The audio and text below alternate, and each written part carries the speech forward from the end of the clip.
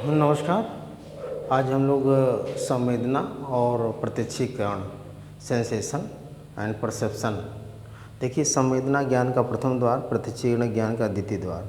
संवेदना किसी चीज़ को आभास करना, महसूस करना, फील करना होता है, और प्रत्यक्षीकरण उसको अर्थपूर्ण तरीके से समझ लेना, जान लेना प्रत्यक्षीकरण होता है। बिना संवेदना के प्रत्यक्षीकरण नहीं हो सकता। पहले संवेदना होगी, उसके बाद प्रत्यक्षीकरण होगा। तो इससे कुछ क्वेश्चन जो बनते हैं कि यह एक मानसिक क्रिया है, दोनों मानसिक क्रिया, संवेदना भी है, प्रत्यक्षीकरण भी है, संप्रत्यय भी है, चिंतन भी है, और संज्ञानात्मक क्रिया है, स्मृति भी है। ये सब मानसिक क्रियाएं हैं, लेकिन ये प्रथम मानसिक क्रिया आपकी संवेदना है। संवेदना का अर्थ आपकी ज्ञानेंद्रियों, इंद्रियों, सेंस ऑर्गन से लिया जाता है। जब हम अपने ज्ञानेंद्रियों और या इंद्रियों या सेंस ऑर्गन के द्वारा किसी बाह्य उद्दीपक को आभास करते हैं, महसूस करते हैं, समझ जाते हैं, तो उसको संवेदना कहते हैं। जब उसको अर्थपूर्ण तरीके से पूरा समझ जाते हैं कि वह यही चीज़ें क्लियर है, फैक्ट है, तो उसको हम प्रत्यक्षीकरण कहते हैं। परसेप्शन कर लिया जाता है उसका, कि प्रत्यक्षीकरण, या उसमें कोई भी कन्फ्यूजन नहीं रह जाता। तो इस तरीके से देख लेंगे कि उसमें दोनों में अंतर क्या है। प्रत्यक्षीकरण भी एक तरीके से मानसिक क्रिया है, संवेदना भी मानसिक क्रिया है, लेकिन दोनों में अंतर क्या है भाई, प्रत्यक्षीकरण क्या है और संवेदना क्या है। तो यहाँ कुछ बिंदु हैं जिसे आप देख लेंगे। अगर वो उससे भी क्वेश्चन कभी कभी पुटअप हो जाते हैं, तो उसको देख करके आप समझ जाएंगे कि हाँ, क्लियर हो जाएगा संवेदना और प्रत्यक्षीकरण आपको। तो यह है कि यह प्रथम मानसिक क्रिया है। क्या है? प्रथम मानसिक क्रिया। भाई, आप संवेदनाओं के द्वारा ही किसी चीज़ को देख सकते हैं, प्रथम मानसिक क्रिया है। क्योंकि अगर आपकी प्रथम मानसिक क्रिया है और अगर संवेदना नहीं होगी, तो बच्चे की शिक्षा का प्रारंभ भी नहीं होगा। यह ज्ञान की प्रथम सीढ़ी भी कही जाती है संवेदना को, और इसी यह द्वितीय मानसिक क्रिया है, इसलिए ज्ञान की द्वितीय सीढ़ी कही जाती है। ज्ञान का द्वितीय द्वार भी कहा जाता है, इसे ज्ञान का प्रथम द्वार भी कहा जाता है। यह सरल मानसिक क्रिया है। कौन सी मानसिक क्रिया? सरल मानसिक क्रिया। देखा, बस आभास हो गया, हाँ हमको ये है। आपको कहीं धूप लगी तो आपको आभास हो गया कि हाँ धूप लग रही है। किसकी वजह से लग रही है, कहाँ से लग रही है, कैसे लग रही है। या आप खाना देखे, आपको लग गया कि हाँ खाना बन रहा है। अब आप किसी वस्तु को देखिए, कन्फर्म नहीं हुआ, बस देख लिए, आपको आभास हो गया कि हाँ कोई चीज़ दिखाई दे रही है, कोई चित्र है, कोई व्यक्ति का चित्र है, कोई जानवर का चित्र है, या किसी देश का नक्शा है, या कोई एक तरीके से फ्लावर्स है, या कोई फ्रूट है। इस तरीके से उसको आप आभास कर लेंगे, क्योंकि सरल मानसिक क्रिया, इसमें जो है मस्तिष्क का पूर्ण विकास नहीं होता है।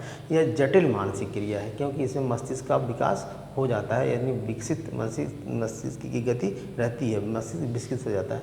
कह रहा है कुछ शुद्ध संवेदना केवल शिशु में होती है। संवेदना जो है अपनी इंद्रियों के द्वारा जो है उसको आभास कर लेते हैं। वही छूने के बाद पकड़ करके मम्मी पापा को आप पहचान जाते हैं, वो तुरंत उनके सेंस ऑर्गन बहुत एक्टिव होते हैं। यानी वो संवेदना जो है, अगर पूछा गया कि शुद्ध संवेदना किस में होती है, शिशुओं में होती है।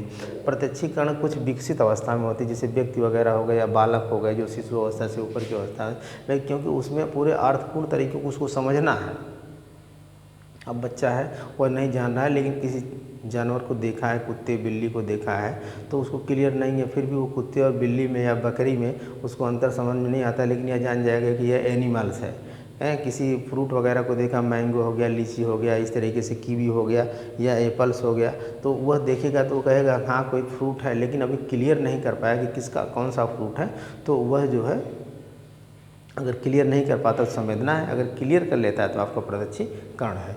तो इसमें जो है ये शिशु में के अंदर संवेदना हो जाती है कि हाँ उसकी ज्ञानेंद्रियाँ तो सक्रिय रहती हैं, लेकिन उसके मस्तिष्क का पूर्ण विकास नहीं हुआ रहता है। व्यक्ति की निष्क्रियता इसमें रहती है, यानी व्यक्ति जो है इसमें निष्क्रिय रहता है, क्योंकि भाई संवेदना है, संवेदना में व्यक्ति स्पष्ट किसी चीज़ को आभास केवल करेगा, महसूस करेगा, लेकिन वह जो है किसमें, व्यक्ति इसमें सक्रिय होता है। इसलिए सक्रिय होता है कि वो उसको अर्थपूर्ण तरीके से समझ जाता है। जब अर्थपूर्ण तरीके से समझ जाते हैं, क्वेश्चन आता है कि संवेदना में व्यक्ति क्या होता है, सक्रिय होता है कि निष्क्रिय होता है, तो व्यक्ति इसमें निष्क्रिय होता है, निष्क्रियता की भावना होती है, क्योंकि मस्तिष्क का पूर्ण रूप से विकास नहीं हुआ होता है। और इसमें व्यक्ति सक्रिय होता है किसमें, परसेप्शन, प्रत्यक्षीकरण में। और यहीं से देखिए क्वेश्चन यहीं से बनेंगे कि यह शिशु अवस्था में कौन सी क्रिया एक्टिव होती है, संवेदना।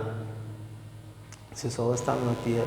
आप सरल मानसिक क्रिया कौन सी है, किसमें है, संवेदना में है। जटिल मानसिक क्रिया कौन सी है, प्रत्यक्षीकरण में है। और परिचयात्मक ज्ञान है इसमें, अब बस केवल आप परिचय कर लेंगे उसका, पूर्ण रूप से उसके बारे में जानेंगे नहीं, उसका केवल परिचयात्मक ज्ञान आप कर लेंगे, उसको पूर्ण रूप से आप जानेंगे नहीं। तो यहाँ पे इसका केवल परिचय कर लेंगे और यह वस्तु विषयक का ज्ञान हो जाता है प्रत्यक्षीकरण परसेप्शन में। पूरी डिटेल में उसको आप जान जाएंगे कि हाँ वो कैसी है, रूप रंग कैसा है ना, लंबाई चौड़ाई जो भी उसकी चीज़ें होंगी, पूरा उसको स्पष्ट आप क्लियर कर लेते हैं प्रत्यक्षीकरण में। और इसमें केवल परिचयात्मक परिचय हो गया भैया, एक ऊपर से ऊपरी से आप देख लिए और क्लियर नहीं हो पाया तो उसको परिचयात्मक ज्ञान कहेंगे। और इसमें विषय वस्तु का विषयक ज्ञान हो जाता है। अगला है ये आंशिक क्रिया। कौन सी क्रिया, आंशिक क्रिया है। इसमें पूर्ण रूप से ज्ञान नहीं हो पाता क्योंकि ब्रेन का विकास पूर्ण रूप से नहीं हो पाता। और यह संपूर्ण क्रिया है। संपूर्ण क्रिया का मतलब पूर्ण रूप से आप उसके अर्थ को समझ जाएंगे, अर्थपूर्ण तरीके से समझ जाएंगे तो यह कौन सी क्रिया, संपूर्ण क्रिया हो जाएगी। अगला है मस्तिष्क को ज्ञान केंद्रों से संबंध, तो मस्तिष्क को ज्ञान केंद्रों से संबंध होता है। मस्तिष्क का संबंध ज्ञान केंद्रों से होता है। जो ज्ञान केंद्र कौन कौन से होंगे, आपके वही जो सेंसार्गन वगैरह होंगे, आँख, कान, नाक, जीभ, त्वचा, जितने भी हैं आपके, इनका संबंध ज्ञान केंद्रों से होता है। और इसमें जो मस्तिष्क को ज्ञान केंद्रों के साथ साथ साहचर्य क्षेत्रों से भी संबंध है। उसके साथ साथ जो और क्षेत्र होते हैं, जो वातावरण से और बहुत सारी चीज़ें होती हैं जो उससे लगी हुई चीज़ें होती हैं, उसको तर्क को समझने के लिए, उसको विशेष रूप से जानने के लिए, उसको वो कैटेगरी को डिफाइन करने के लिए, मतलब उस चीज़ को पूर्ण रूप से समझने, जानने, पहचानने के लिए जो है उसके साहचर्य, उससे संबंधित जो भी क्षेत्र होंगे, जैसे एक स्टूडेंट्स है तो उससे संबंधित और सारे स्टूडेंट्स के बारे में, पूरे विद्यालय के पर्यावरण के बारे में जानने में यह आपका प्रत्यक्षीकरण प्रक्रिया होती है। तो ये आपका था संवेदना और प्रत्यक्षीकरण। यहाँ से भी देख लेंगे इसको आप, अब क्लियर हो जाएगा कि संवेदना और प्रत्यक्षीकरण है। तो यहाँ से भी ये टॉपिक आपका स्पष्ट हो जाएगा कि संवेदना किसे कहते हैं, प्रत्यक्षीकरण किसे कहते हैं, कहाँ कहाँ से क्वेश्चन बनते हैं। इस तरीके से आज के लिए इतना ही। धन्यवाद।